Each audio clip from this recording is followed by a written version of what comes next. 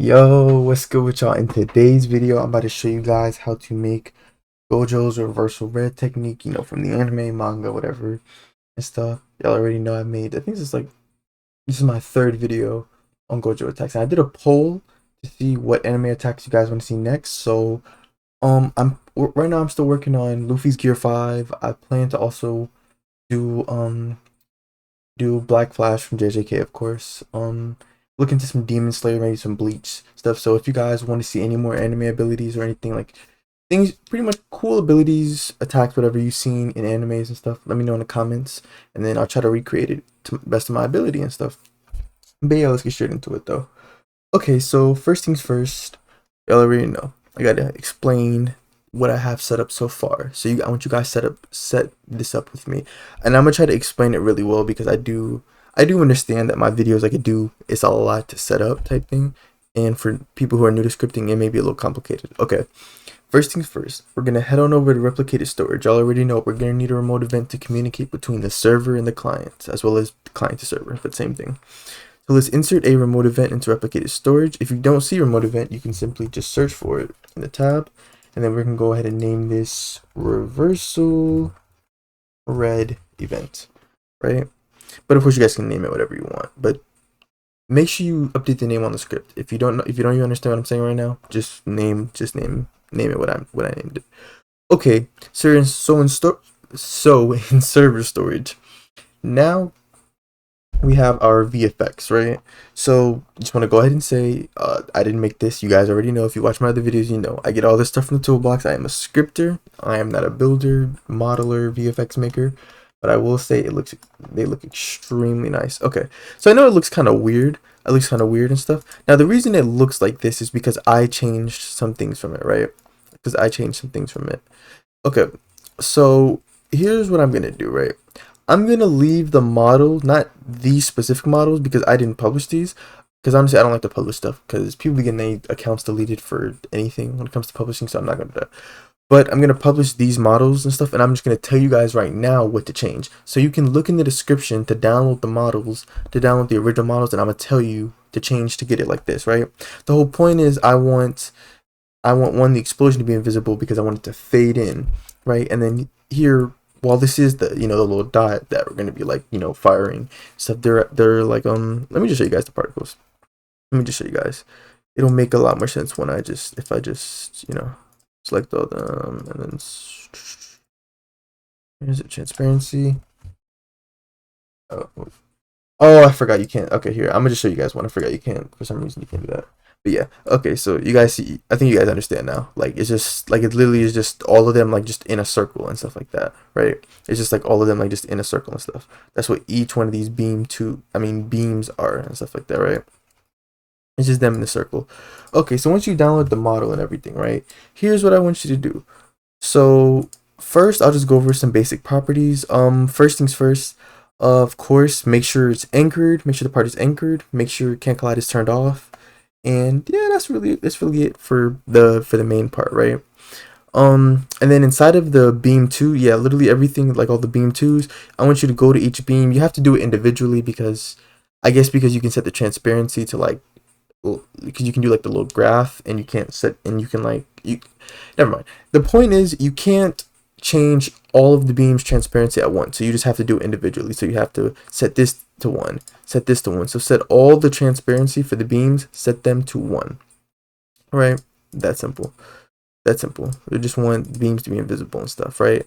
Now, obviously, leave like this stuff alone. Leave the stuff like you want it to look like how mine looks and stuff. Leave everything else alone. I didn't change anything else. Oh, you don't need this well constraint. You can, don't worry about that. But anyway, yeah. So all you need to do, like I said, is make sure can't collide is off. Anchor the parts. Set all the beams transparency to, where's the transparency? Transparency to 1. That's all you got to do. And then of course name the part reversal red, right? And keep in mind, if you're using a model, you would have to do this. You'd have to do the moving differently. Like you'd have to pivot it because this is a part rather than a model and stuff. But anyway, so once you're done with that, put it in server storage. Then we have my explosion. As like I said, I got the explosion from the toolbox. Here's what it looks like. when it's not transparent and stuff. Literally, I kid you not, just type in explosion VFX or explosion effect. I swear to God, just scroll, like go to the toolbox and just type explosion VFX or effects. You will literally see this. You will literally see this pop up. So just scroll through and you'll find it, or you can just go to the description and download it, whichever one. Now, for this, I didn't really change much. All I literally did was just set the transparency equal to 1. So that's all you'd have to do. Oh, also, make sure can collide is turned off and that is anchored. So same thing as the part for the reversal red. And then you would just name this model explosion, right? And then go ahead and leave this server storage. Just let y'all know, the process for setting the positions of a model and a part is different. Because a lot of people will have like, say I'll have a script that shows you how to move a model's position. Someone else will be trying to move a part's position. With a part, you can directly reference the position. If you don't understand what I'm saying here, here's what I'm saying. Let me show you a little example, okay? So let me reference this part, right? The regular part. So local part is equal to script.parent, right? So if I just want to set the position, I can simply just do part.position is equal to vector3.new, then whatever my coordinates, then whatever coordinates I want, right? I can do it that simply. However, with a model, you can't. A model won't work like that. You can't set the position to a model. While you do see the property here, this is just the origin. This is just the original position. That's all you can say. You can't set like the position via a script. So what you can do is you can either move all the parts individually, like all the children, and so you can move both of these at the same time using a for I loop, or what I would just recommend, which is much more simpler, you could just do this. Let me get the explosion. So game.server storage.explosion, right? I can do, I can do part, and you can do pivot too. This will move the entire model along with all of its children and stuff, and then you move it to whatever the C frame is. I just wanted to just explain that real quick and stuff. You don't really have to pay attention to that if you don't understand what I'm saying, but for some people they would be confused on like why it wouldn't work for them when they were using a model, I was using a part, or vice versa. But anyway, so we're good on that. Leave your explosion model and your reversal red part, leave that in server storage, right? Now moving on, we have sound service. We have our 3 sounds. You can definitely tell by looking at the script. Well, honestly, the script looks a little different, but I just rewrote the Hollow Purple script from my other video. But the thing is, I've taken feedback and stuff from other scripters and stuff about being more performance friendly. So the script I've included, I'm tweening on the client side to help with performance, because I honestly just found out, not just now, but like a little while ago, that tweening on the server is actually better for performance. So yeah, we try to be performance friendly. But anyway, here are my 3 sounds. Here's what they sound like. Here's the charging sound, simple charging effect, then a explosion, then this is the idle sound, right? Now simply go to the toolbox, like please guys, just try, because a lot of people come to me asking, like they're very confused how I got the sounds. Just go to toolbox, literally, see guys, this is how I found my explosion. I just typed explosion, but anyway, literally just go to audio and then just search up like charge explosion, like electric sound effect or something like that, because that's what this really is. It's just electricity. But anyway, yeah, so that's how you just get your sounds. And then I don't think I had to set any properties. I mean, you can set properties like the time position or the volume and stuff. Like say if like a sound is lower than another sound, or like it's lower than like you would want it to be, you could set the volume of that, but that's up to you though. Anyway, let's get into the actual scripting. Okay, so let's go ahead and insert a local script into starter player scripts. We can go ahead and name this reversal red script local, right? And as you guys know, like I said, if you watch my other videos, you're gonna notice a big difference in the amount of content, like the amount of stuff we're gonna put on the local script compared to the server script and stuff, because usually we do most things on the server side, but now I'm trying to balance it out so that it's more performance friendly for players. Okay, so first things first, we're gonna make 4 variables. First thing we're going to do is we're going to, of course, make a variable for the remote event. So let's say local reversal red event is equal to game that replicates storage, wait for child, reversal red event. Then I'm going to make a variable for the user input service. So local UIS is equal to game get service user input service. And then I'm going to get the tween service as well. So local TS is equal to game get service, this time tween service. And lastly, I'm going to get the local player, right? So I'm going to say local player is equal to game.players.local player, right? And then I only have two functions on the local script. So let's get into the first one. First thing we're going to do is uis.input begin, connect function in parentheses, put input, comma, process. We're checking to make sure that the player is like just pressing the key regularly and they're not typing in chat. So enter if input.user input type is equal to enum.user input type keyboard and input.keycode equals enum.keycode.e. You guys can choose whatever keybind you want. You guys know I always go with E. And then we could throw another and. We could really just throw another and because I really don't see a point to make another line. It would, in my opinion, it's just better just to have like just three, like two ands rather than another if statement. And processed equals false. That means the player is just pressing the key regularly and they're not typing. Then we're going to get the end position. So local end position is equal to player get mouse dot hit dot position, right? Then I'm going to fire their remote events, so fire server, and then all I'm simply doing is setting over the end position. That's it for that function. Now onto the on client event. So I'm going to say reversal red event dot on client event connect function, right? And then in parentheses, parentheses. First thing I'm gonna have is event type, comma arg1, comma arg2, and comma arg3. If you don't know what arg stands for, it stands for argument. If you don't understand what that means, it pretty much means the data you're sending over, right? Like it means like the data you're sending over kind of in order, like in a general sense, right? Because pretty much I'm using this remote event to do multiple things. I'm using this remote event to tween as well as animate and stuff. So obviously it wouldn't make sense to just name this animation when I'm also tweening at the same time. So it's just best to go general, like to pretty much put it basically, just go with arguments like arg1, arg2, like just numbering it just for a better general. And then you're gonna create your own variables to then be able to distinguish between what argument is equal to what. It'll make more sense probably when I get into it. But anyway, so first things, let me set up these events. So first thing is if event type is equal to animation, if we're playing an animation pretty much, then enter. I'm gonna say local attacking character. I want to be careful with my naming here. I named this specifically attacking character because I wanted to differentiate between attacking character, like between the player who's using the attack, and from like I want to differentiate between the player who's using the attack and the player who's just like the scripts, like they're just witnessing the effects, right? That's why I named this so you guys wouldn't be confused. Attacking character is the player who is using the attack, right? Just keep in mind I'm firing this remote event to all of the clients, like all of the players in the server and stuff, just so you wouldn't get confused. So attacking character is equal to arg1 because I sent over the character as the first argument. If you're confused by like wondering like when did we do that, you're gonna see when I do all this on the server side, you're gonna see. So yeah. But anyway, arg1. Then for the animation, I'm gonna go ahead and create an animation. So local animation is equal to instance.new animation, and I also put the animations on the client side as well. Animation.animation ID is equal to quotation marks rbx asset ID colon 2 forward slashes dot dot, and then you can put arg2. Argument 2 is the animation ID. It should be our animation ID that we sent over from the server side. Then the last variable I'm going to make is for the animation track so I can play the animation.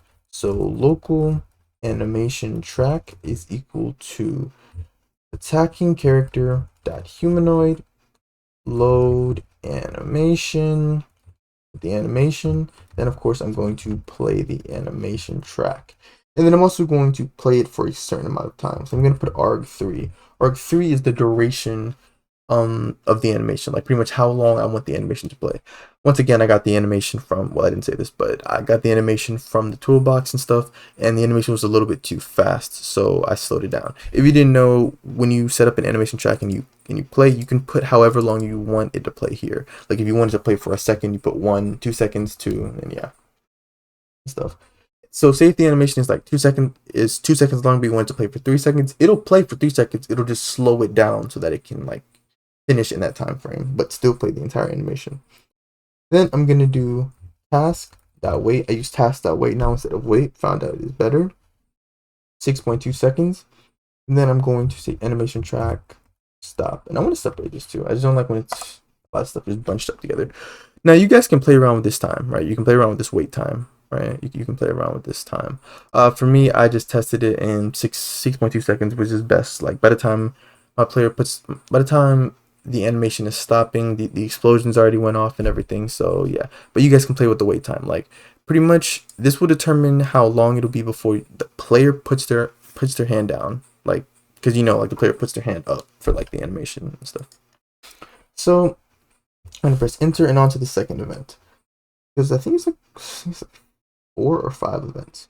I'm gonna say else if event type is equal to reversal red transparency, right?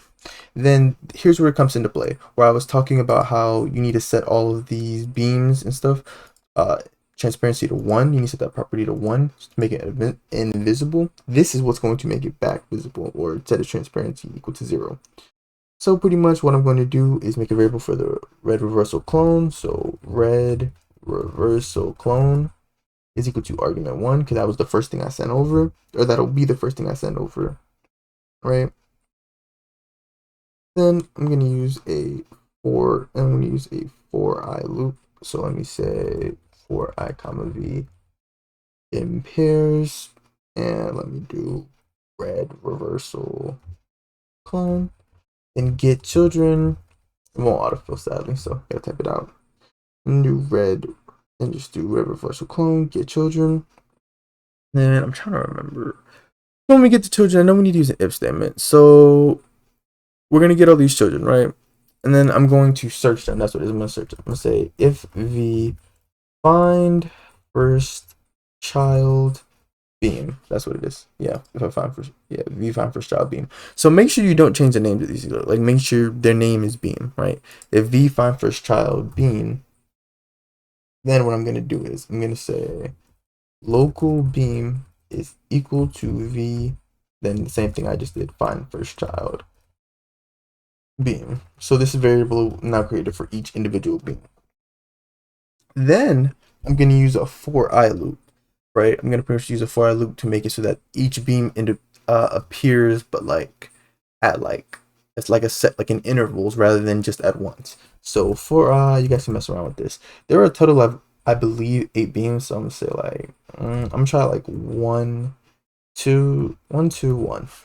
1, the first value is your starting value. This is where your end, the value end, and this will be the change. So if I'm starting at 1, the change is 1. That means it's 1 plus 1, and then when it gets to 2, it'll stop because that's the middle value, right? So enter, and then I'm gonna say beam dot transparency is equal to 0, and then here's where you would put your weight. Literally, just mess around with the wait time and stuff until you get what you like. Honestly, you may not even want this. You may just want it to just appear instantly. If you want it to appear instantly, then just delete the for I loop. And just set the beam's transparency equal to 0 and stuff. Yeah, I think the time has like, like 0.02 and stuff. If it appears too fast or too quick, we can just change it. So it's all good. Anyway, moving on to the next event. So enter. Moving on to the next event. Else if event type is equal to reversal red tween. Now this is the actual tweening thing, where it's going to 1 make the beams invisible and then fire the dot, like the middle dot you guys saw. That was the only thing for the reversal red part that was actually visible and stuff, right? That's gonna fire it, so it's like it goes in a straight direction. You see it like literally flying through the air, kind of like a spear flying through the air. So first things first, of course, I'm going to get the red reversal clone. So local red reversal clone is equal to argument 1. Then I'm going to get the duration. So local duration equal to argument 2.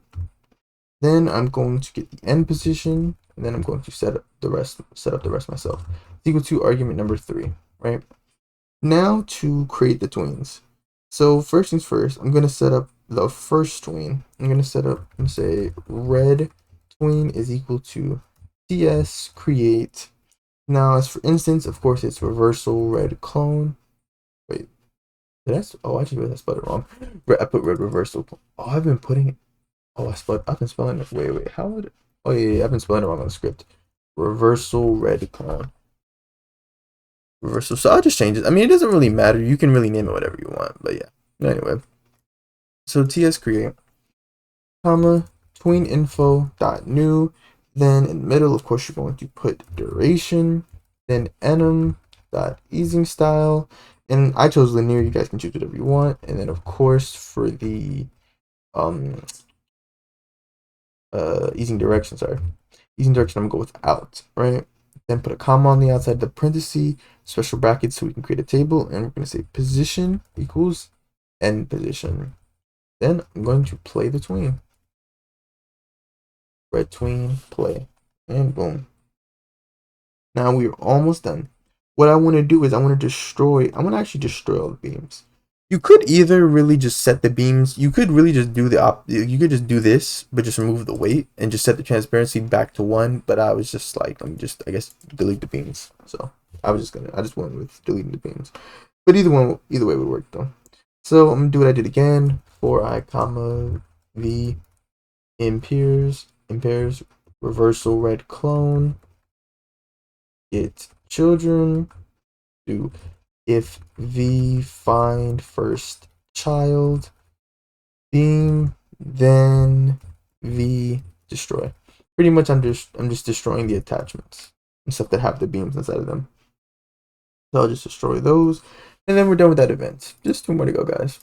And then we're on to the server side script. So else if event type is equal to explosion tween, right? Oh, I forgot the quotation marks. Is equal to explosion tween, enter. Then let's go down, explosion tween. So if it's equal to explosion tween, you guys already know. Local explosion clone is equal to argument 1. Then I'm going to use a for I loop to make like the children appear, pretty much like the children of the explosion, like just the 2 mesh parts. So for I comma v in pairs, and I'm gonna say same thing, explosion clone get children, enter. Then I'm gonna set the tween. Honestly, you guys can really copy and paste this. You'll probably save time. So Control C and then Control V, you'll save time. Just change this to explode. I don't know why I accidentally keep hitting A, but anyway, so just name this explosion tween. Change the name here. Set this to explosion clone, right? Then there is no set duration, so you guys can go whatever you want here. I went with 3.5 seconds personally for me. I like 3.5 seconds, but that's up to you guys. And then of course I change this to N, and the difference this time is I am setting the transparency rather than the position. So I'm setting the transparency equal to 0 because I want it to appear now. So transparency is equal to 0. And just like that, I've set it up. Then I'm gonna go on the outside of the for I loop when it's done, and I'm gonna say task dot wait 2.5 seconds. Pretty much you want the wait, sorry, not 2. Sorry, I meant 2.5 here. I meant 2.5. Sorry, guys. But anyway, you want the duration, like these times, to match up. Like when this pretty much means when the tween finishes. If it's the same time, when the tween finishes, this will happen. So that's why I have it set to the same time. And then you can, just like before, copy and paste. Control C, Control V. Then the only difference is you're setting the transparency equal to 1 this time. Right? And then boom, just like that, guys. Like I said, we are done. Well, just like that, we are done on the client side. So that didn't take too long. Now we can move on to the server side. Which the server side, I feel like the server side is not even bad. Like it's just a lot of individual lines, but it's really not like a lot. They're typed per line, I should say, except for like 1 line. But anyway, let's insert a server script into server script service. You guys already know. I'm gonna name it reversal red script. In parentheses, gonna put server. If you guys need help with anything, if it doesn't work, or any of my other scripts, whatever don't work, you guys can join my Discord server. The link is in my description. Going over to my scripting support channel and create a post. You can DM me, like of course you can DM me asking me questions, but like don't DM me asking like can I help. Like just go to the channel, create a post, and I'll reply or one of my helpers will reply and stuff. But anyway, moving on, we've got a couple of variables to make. Of course, we're going to set up the reversal red remote event. So local reversal red event is equal to game, the replicated storage, wait for child, reversal red event. Then I'm going to get the sound service variable. And I'm going to create a sound service variable. Local ss is equal to game get service sound service. And then I'm going to just put a space in between. And then I'm going to get my two models. So local reversal red, remember, like I said, make sure they're in server storage is equal to game dot server storage, wait for child, reversal red. Then local explosion is equal to game dot server storage, wait for child, explosion. And put another space in between. And for our last two variables, this is the animation that I'm going to be playing. Stuff. This is like, you could call it like the equip animation stuff, like, you know, like putting, because you know how Gojo puts his hand up and stuff like that, like right before the dot appears, like as if he's creating it from his finger, or creating it like I guess above his finger would be a better way to put it, right? So I'm gonna say local reversal red equip animation is equal to instance dot new animation. Or actually, no, never mind. There's not even a reason to really create the animation. All I need is the ID. All you really need is your ID. You can use the ID. You can use the ID I'm using. Just to let y'all know, this ID, this animation ID, only works for R15. If you want to use it, the scripts and everything will work, but you'll need your own animation ID if you're using R6. This animation ID only works for R15. But anyway, let's get into the remote event scripting. So let's say reversal red event dot on server event connect function, and all we gotta do is put PLR register for the player, then end position, because remember we sent over the player's mouse position. Then of course, first variable I'm gonna make is the character. Local character is equal to player dot character. Now the first thing I'm gonna do is make it so that the player can't walk or jump. So character dot humanoid dot walk speed is equal to 0, and character dot humanoid dot jump power is equal to 0. I want to set these to 0 mainly because I just don't want the player to move while they're using the attack. I mean, if you want the player to move while they're using the attack, you can choose not to do this, but you would just have to weld the you would have to weld the reversal red part to the player's hand. You'd have to like weld it to the player's hand, and make sure it's not like dragging the player down or anything like that and stuff, right? Now, and also if your game is using like each player may have, like, players may have different jump powers or walk speed. Simple fix, you can just save their walk speed and jump power like in a variable. You could just say local walk speed. You just say like local walk speed is equal to, then just set the number. Or actually, better yet, no, Probably make a variable like local, not a variable, like a value within the player. Local walk speed is equal to instance.new number value. This isn't a part of the script. I'm just showing you guys, like, just an example in case you were interested in wanting to like save the player's specific like walk speed or jump power.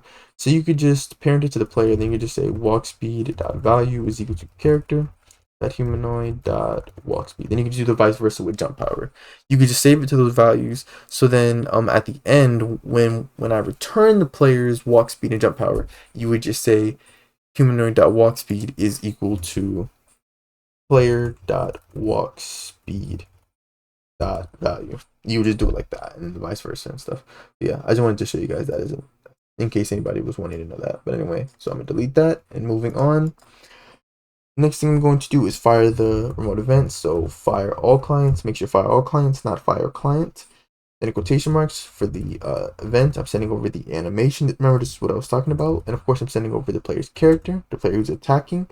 Then I'm sending over my animation ID. Here's where you're going to put your animation ID so that it can be played on the client side. Here's my animation ID that only works for R6. So 1 4 6 3 4 202 082, and then comma 1. Then this is the duration, like I was saying. This is the duration, how long I want the animation to play for. If you want it to play for 1 second, put 1. If you want it to play for 3 seconds, put 3. Stuff. So yeah, you'd put your duration right here, and then your animation ID right there. Then moving on, next thing I'm going to do is clone over the reversal red. So I'm going to say local reversal red clone is equal to reversal red, clone it. Then I'm going to use task.wait. I'm not going to do anything with the clone just yet. I'm going to wait about 1 second, pretty much so that the player can get right with the animation. Their hand is up now, and then I'm going to set its C frame so that the player now has it kind of like hovering above their hand. So reversal red clone dot C frame is equal to character dot humanoid root part dot cframe times cframe dot new 0 1 negative, negative 1 and stuff. I just messed around with the C-frame. If you guys want it to look any different, like if you want the recipe to like appear maybe like, I don't know, higher, lower, to the left, lower to the right, you would just mess around with these values. X is for left and right. Like I'm pretty sure you guys know how a graph works, like on a coordinate plane. Like you know, like X is left and right, Y is up and down, then Z is forward and backward. So yeah. But anyway, last thing I'm going to do is set the parent, of course. So reversal clone dot parent is equal to game dot workspace. So now it's visible to all players, right? Then I'm going to fire their mode event again. I'm going to say reversal red event, fire all clients. This time I'm firing the reversal red transparency event. Then comma, and I'm gonna just send over the clone. That's all I gotta send over. And remember, we typed all this on the local side, so there's nothing for us to do on the client side. Like I said, the server side, honestly, it's just you're just pretty much firing, like you're finalizing what you did on the client side, and you're just saying, okay, do this now, wait, then do this. That's pretty much what you're setting up. Now we get into sound effects. I'm gonna say SS, which is the sound service, dot charge dot time position is equal to 0. I'm doing this to make sure that the sound has fully played, and then making sure like it's starting from the beginning and stuff. Unless you want your sound to start at a certain point. If you want to start at a certain point, change the 0 value or change the time positions value. Then I'm gonna say SS dot charge play. Then I'm gonna say task dot wait 1.9 seconds, and I'm gonna put 1.9 here too, because sounds also work similarly to animations. Like whatever value you put here, it'll play for what's it called? It'll play for this amount. It'll play for this amount of time. But anyway, so I'm gonna say task dot wait 1.9 seconds. Put a space in here. I like putting spaces just in between the waits. Then I'm going to play the idle sound. So ss.idle, because it's pretty much at this point I'm charging up the attack. So ss.idle, same thing. ss.idle.time position is equal to 0. Then ss.idle play. And then I'm going to do task.wait 3 seconds. Just put however long your idle sound effect is. For me, it was 3 seconds, so that's just what I went with. And then after those 3 seconds, I'm going to stop ss idle. And then I'm going to set up the raycast so I can fire the spear. So I'm going to say first local start POS is equal to reversal red clone dot position. Then I'm going to get the direction. Local direction is equal to parentheses nPOS minus start POS dot unit times 100. I know you guys usually see me go with like 200, but I decided to go with 100 on this because it was kind of firing a little bit too quickly. Because you want to be able to see the spear move. You don't want it to just fly move so quick. You don't even actually see the spear. You just see an explosion. You want to actually see it move. So yeah, you can mess around with the number, increase it, decrease it, until you get whatever you like. The more you decrease it, the slower it moves. The higher the number, the faster it moves. Then I'm gonna set up the ray cast params. So local ray cast params is equal to raycast params dot new, right? Then I'm gonna say raycast params dot filter type is equal to enum dot raycast filter type dot exclude, right? Make sure you do exclude. I don't know how someone came to my Discord server and they for some reason put blacklist. I don't know where you get that from. Please do exclude. Like just a little tip for you guys. If you see something like in a list where you have to, like, from a list of options where you have to choose something, and if you see it like with the slash through it, that means it's deprecated, as in like more than likely, 1, it doesn't work, 2, there's a better way to do it. So if you see a slash through something, then don't select it. But yeah, so exclude. Then I'm going to say raycast params dot filter descendants instances is equal to, then I'm going to set up my table. I'm going to say character get descendants, right? Then I'm going to, of course, set up the duration, how long I want the tween, like for the spirit to move from the player's hand to, of course, I guess wherever they're trying to attack, whatever player they're trying to attack. So local duration is equal to parentheses NPOS minus start POS dot magnitude, divide that by 70. Then I'm going to fire their mode event, so reversal red event fire all clients. Then I'm going to put in quotation marks, I'm going to put reversal red tween, comma, I'm going to send over the clone. And then lastly, I'm going to send over the end. Oh, sorry. I'm going to send over the clone, the duration, and the end position so I can tween it, right? Then we get into the actual raycast. I'm going to create the raycast. Local raycast is equal to workspace, raycast for origin, start position, then direction, then raycast parameters. Literally just fill everything in. Then I'm going to have a task.wait, so task.wait duration minus 0.5 seconds. This means that whatever I have after the task.wait will begin to play half a second before the raycast is finished. Before raycast is finished. Before the tween has finished, right? So I'm going to go ahead and start getting this ready. So I'm going to set up the explosion. So local explosion clone is equal to explosion clone. Then I'm going to set the explosion clone's primary part, because remember, it is a model. Explosion clone dot primary part is equal to, you guys can literally just choose any of the parts in your model. So I'm just choosing like just one of the mesh parts. So primary part is equal to mesh part. Then I'm gonna pivot to, so explosion clone pivot to. I'm gonna pivot it to, I'm gonna do C-frame dot new NPOS, and then I'm gonna do on the outside, I'm gonna say plus vector 3 dot new 0. No, let's put 5.8 here. I'm a 0, and let me delete the 0. Right? You guys can mess around with these numbers. Just get to where you like and stuff. This is pretty much where your explosion. This is where your explosion will end up. Then explosion clone dot parent is equal to game dot workspace, so players can see the explosion. Then I'm gonna fire their mode event back to the clients one more time. This is the last time. So reverse the red event, fire all client for the final thing. Explosion tween, so it can appear. And then I'm going to send over the explosion clone. Then I'm going to say reversal red clone destroy. I'm going to destroy it. Destroy the reversal red, the little particle sphere thing. Then I'm going to say ss explosion play. Then I'm going to say task.wait 3 seconds. Wait about 3 seconds. You guys can again mess around with the number. Then I'm going to get players in the nearby surrounding area. And depending on how far away they are, I will change their health. So I'm saying for I, comma v in pairs, game.players get children, do local character is equal to v dot character, right? And then, oh wait, actually, now that I think about it, actually no, hold on, change this to actually, sorry, other character. I forgot I had that character variable already. So do other character, right? And then we're gonna do if parentheses other character dot humanoid root part. This will not autofill, so make sure you're typing this correctly. Dot position minus character dot humanoid, or sorry, I'm doing this wrong. I'm sorry, guys. not the player. Explosion clone dot, let's say primary part dot position. Now on the outside, do dot magnitude is less than equal to 30. This is your range or your radius.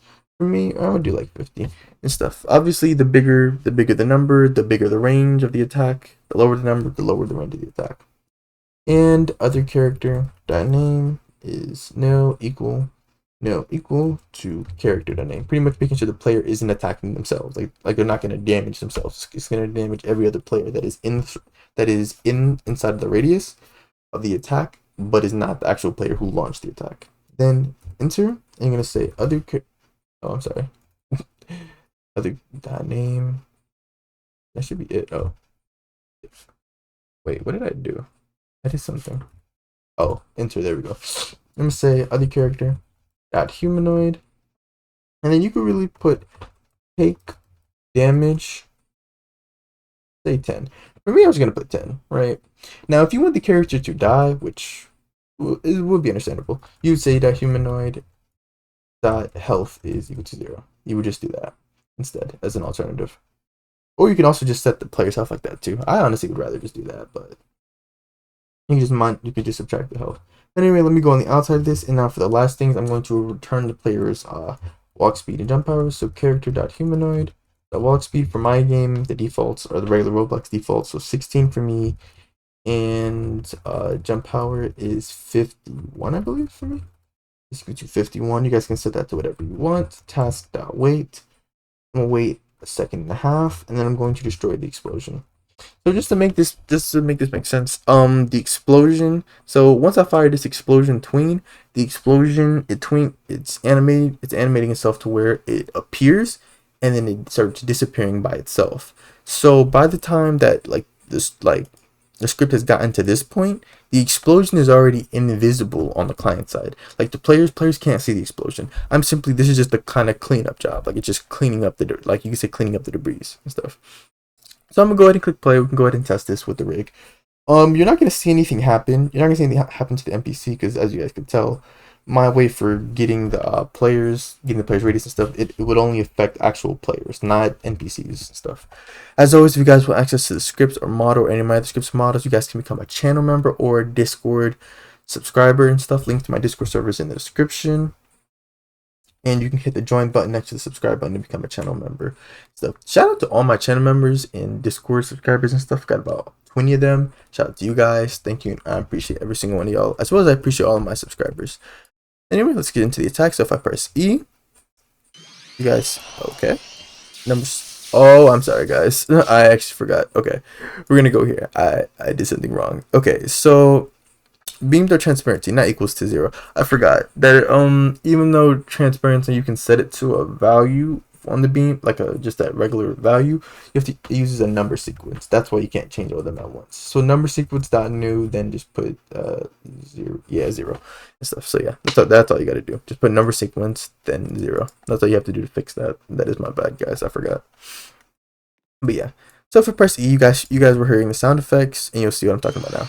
Yeah, you guys see how they all appeared and stuff. Then wait for it. Then boom, fires, and I did something wrong. Okay, let's see. Explosion tween servers create no property named transparency for object. Wait, what? Let's explosion tween. Oh, I forgot. Oh my god. I'm so sorry, guys. Oh my god. I'm so sorry. Okay, so here put V, and so replace these with V, right? So first things first, replace those with V, because I forgot we're getting the children and stuff, right? Because I forgot I just copy and pasted this here. And the difference was I just had a single part. Then with this, as you guys can see, they appeared very quickly, so you can really increase the amount of seconds. So like 0.5 and stuff. The larger the number, the longer it'll take to appear. Okay, so now we should have no issues. As you can see, it appears, then it's charging, then boom, you guys saw it fire, then you create that little effect, and it's gonna fade out all nice like stuff. Shout out to my Discord server. They voted on which VFX to use, which one they preferred and stuff like that. Thank you guys for help with that, for anyone who's in my Discord server stuff. I'm still working on scripting with like explosions and stuff, because I plan to make explosions, like make it like kind of spin and stuff, make it look cooler and stuff. But like I said, this is a basic tutorial. So hope you guys enjoyed the video. As always, if you guys want access to the script or model and my other scripts and models, you guys can become either a channel member or a Discord subscriber. You can ask about that in the comments. You guys can join my Discord server or Roblox group. The link is in the description. If you need help with anything, with the scripts or anything, join the Discord server, post in the channel scripting support. And yeah, thank you guys for watching, and I'll see you guys in the next video.